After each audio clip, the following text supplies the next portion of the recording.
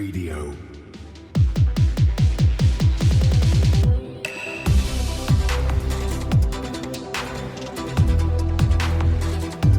So we're now going to go look at last week in the metaverse, and we're going to kick it off with Sotheby's relaunch Glitch digital art sale. What we're going to start with is that Sotheby's announced that the bidding for its upcoming digital art sale Glitch Beyond Binary is opening up on April 19th. And it's a reboot of last month's natively digital Glitchism auction, which was temporarily paused due to criticism over its lack of diversity.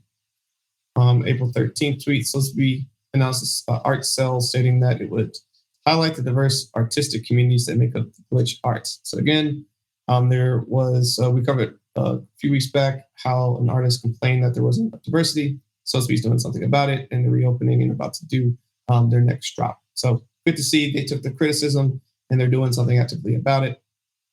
And interested to see how this drop ultimately goes. Next, we're looking at MasterCard as it launches its NFT-gated musician accelerator program. The access is possible via NFT member pass.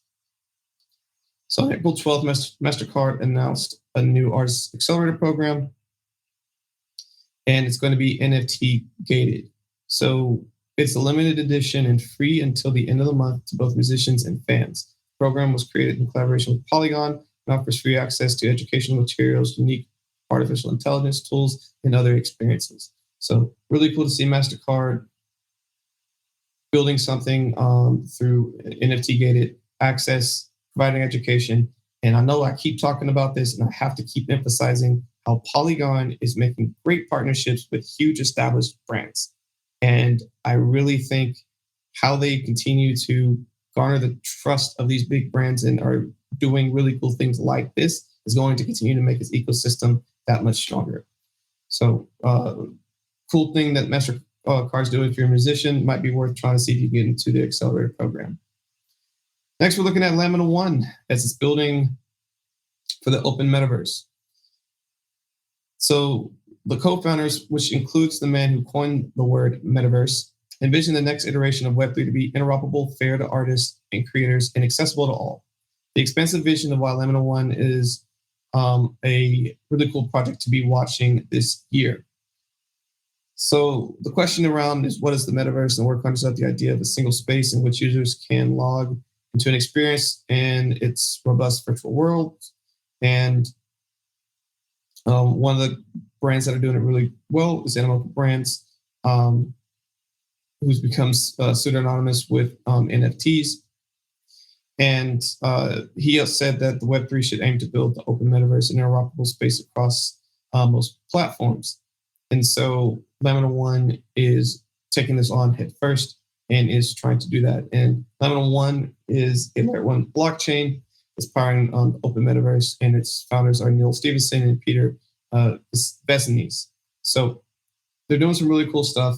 If you haven't done a lot of research into Lamina One and you are really curious about metaverses and how they work out, this is a really cool project to go and do some research on. You know, we love in the crypto community go say do your own research. I am advocating to go do your own research on Lamina One and go check out some of the cool things that they are building as it relates to the metaverse. Next, we're looking at Canon as it's launching its NFT marketplace. The U.S. division of global camera imaging giant announced its launch of an NFT marketplace called Cadabra on the Ethereum blockchain dedicated to photography. The first version of the marketplace will be presented at the NFT conference in New York, NFT NYC. The official launch of Cadabra is scheduled for the second half of 2023. So can validate, I just came from NFT NYC, and Cadabra is at front and center when you walk into the expo hall. It's probably like the third or fourth expo that you see once you walk into where all the booths were. And I had a cool conversation with the two people that were there, and they've kind of been in stealth mode for the last year. And the premise that if you are a renowned photographer or trying to become one of the photographers in the marketplace, you can apply to do so. And what's cool for your end people who are potentially buying these NFTs, you buy the digital version of the picture that you're looking at, but then you also get a physical printed version from Canon that would then come to your house. So it's almost like a digital version. So it's really cool. And Kadabra, I know I'm going to be watching this, but again, you're starting to see big brands break into this space. You're going to keep seeing it. I think 2023 is the year for the metaverse and NFTs for big brands to come and start putting their foot in and seeing how they can make this work into the future. Next, we're looking at Monkey DAO as it plans to buy the rights to the popular Solana Monkey Business NFT collection for $2 million.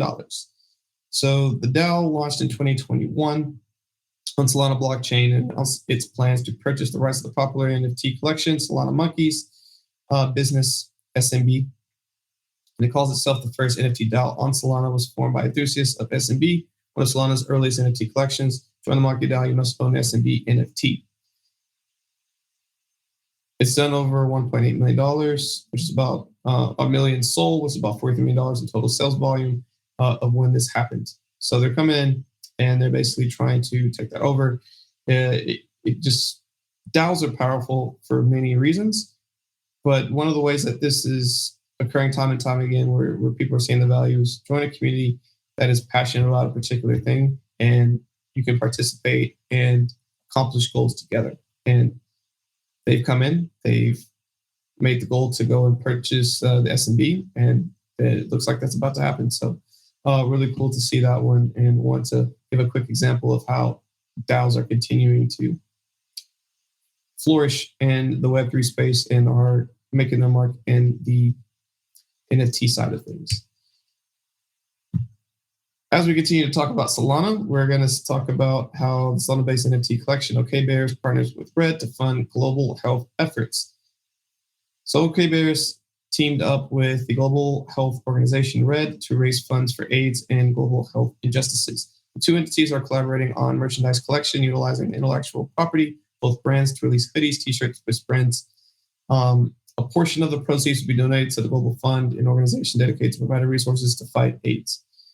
So I think that philanthropy is always crucial to bettering the world, but being able to combine philanthropy in the world of Web3, especially through NFTs, is great and will be continued to be utilized in the future for fundraising efforts. And I think it does it in a unique way. There's been a ton of companies that have done their own play on NFT art and philanthropy, and I think we'll see more of it. But I think it's great that they are trying to support Red. And if you are trying to do so, this is a collection that might be worth giving a look.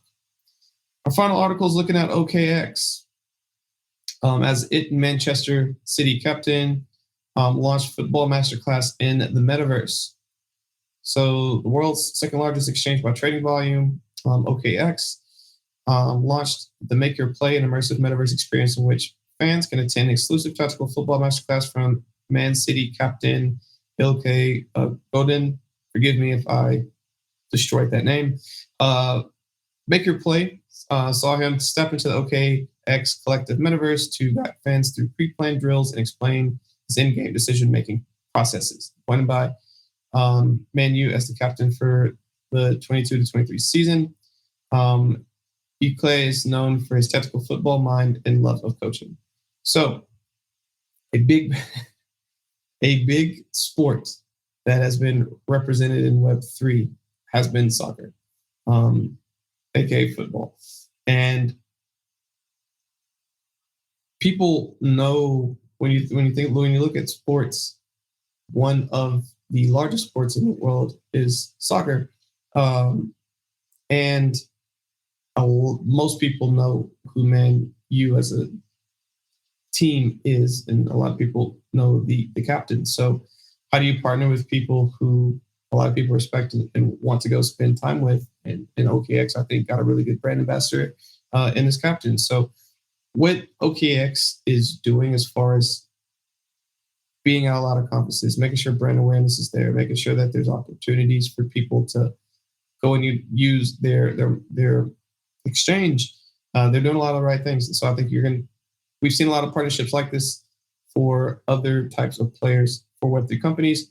I think we're going to see more like this, but I think this is a really cool one. And if you're a soccer fan and want to be able to go have a really cool metaverse experience, go give this one a look. So that's going to wrap up this week's Aftershock. I hope you enjoyed all the articles that we were able to share with you. If you think we missed anything, make sure to leave us a comment to let us know what we should cover for next week. If you like something that we shared as well, let us know that as well.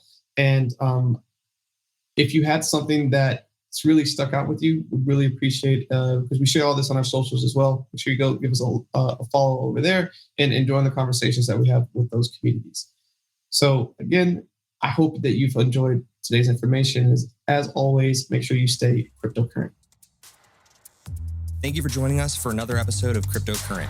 Cryptocurrent is a cryptocurrency and blockchain education platform that's bridging the gap between the curious newcomers who are just discovering the space and the thought leaders who are shaping its future.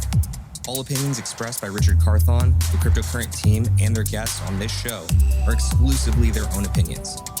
This show and any other Cryptocurrent production is exclusively for informational purposes.